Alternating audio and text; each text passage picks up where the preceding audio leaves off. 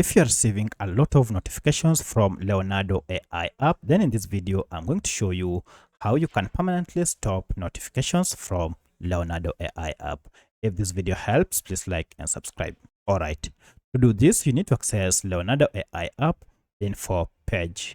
To do this, go to settings or just long press on your app and you should see app info shortcut here.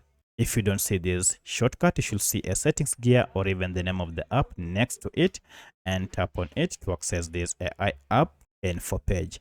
From here, go to permissions section, and under permissions, look for notifications. So if I tap or expand these notifications, you can see we have some notifications that are turned off while others are turned on. For instance, the vibration and permanent notifications are disabled, while the other types of notifications such as notification badges, floating notifications, lock screen, and play sound notifications are on. To disable all of them, just toggle off show notifications.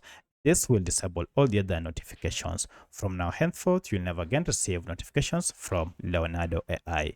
So that's how you can permanently disable Leonardo AI notifications. If you have any other question, kindly let me know in the comment section. Otherwise, thanks for watching and let's meet in the next video.